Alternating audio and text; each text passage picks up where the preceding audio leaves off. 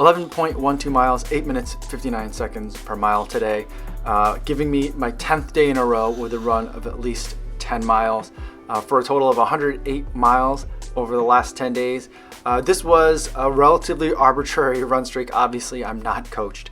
It's the most I've ever run in 1 week. I had a 76-mile week from Monday to Sunday last week, and it's the most I've ever run in a 10-day period, I think. One of the ways I rationalized it was that it was kind of an exercise of cumulative fatigue, trying to replicate that feeling that you get towards the end of a marathon while having to run, 20 or 26 miles at a time, because that's relatively difficult to do with the temperatures already as low as they are, even though we're still not even in December here in Chicago.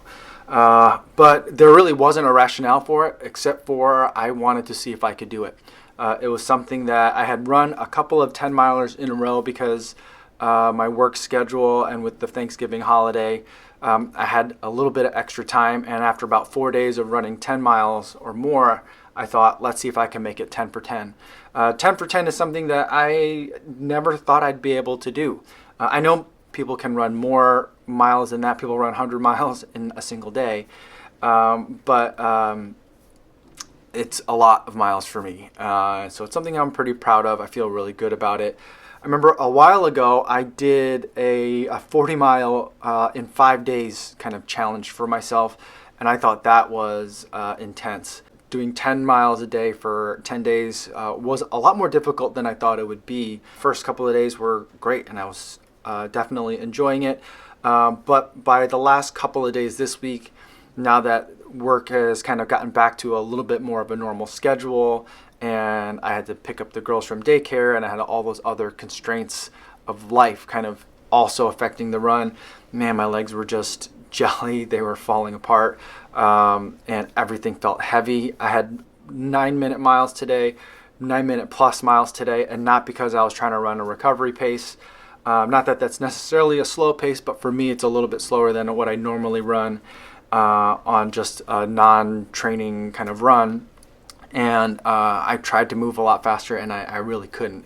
Even though I was running very, very late. I had to pick up the girls to go to swim class tonight, and that's always an evening that's super difficult. So I had kind of my most difficult scheduling day on the last day, which was kind of like a fitting way to end this arbitrary challenge. But I do feel the cumulative fatigue. I definitely believe in kind of that concept that workouts aren't just about the one workout or even a couple of days of the workout.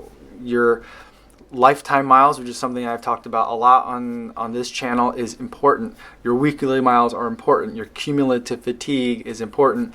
And this is building a different kind of, not muscle, but strength. But it's something that, when I had time to do something like this and make a streak and run in a way that I could log a lot of miles, simulate or replicate some of that later in a marathon type feel in my legs without having to put my body through the stress of a marathon, I think that's valuable in a way. And if it's just something that I do and try to just log as many miles, not as many miles as I can, but log a higher number of miles than I might otherwise do in the winter to build that kind of strength, like a different kind of strength training, maybe that's just what I do with it. Or, I just also need to make sure that I'm running for fun and not burning myself out in these winter months when I don't have a marathon on the books that I'm actively training for. And so I'm not sure what I'm going to do with it, this information that I've learned or this experience, but it's one of those challenges that I set out for myself. And if you had asked me years ago if this is something that I thought I could do, there would be no way. So I'm trying to keep it in perspective and look back at the growth and in terms of level of fitness, physical and mental, in terms of being able to run something like this. And trying to just take a moment and appreciate that I'm injury-free or injury-free enough. I still have kind of a little nagging issue in my foot that resurfaces from time to time, but it's relatively pain-free. My heel feels relatively good, which is something that usually starts to bother me when I get into higher mileage. And so I'm just very thankful that I'm able to get out there, even in the temperatures, and just get out there and run. And I'm trying to just recharge and rebuild and get some miles in. Before I go for today, I want to talk about today's charity runner. Today's charity runner is Thomas McAndrew. He's going to be running for St. Jude. I've talked about St. Jude a couple of times before. They're a nonprofit that provides medical care. Any child or their families that come to St. Jude, they don't ever get a medical bill. They also do a significant amount of research, and they share that research with other institutions and other research facilities, so that way anything that they discover doesn't get locked away in a patent war chest, but instead that research gets shared with the rest of the community, which I think is fantastic.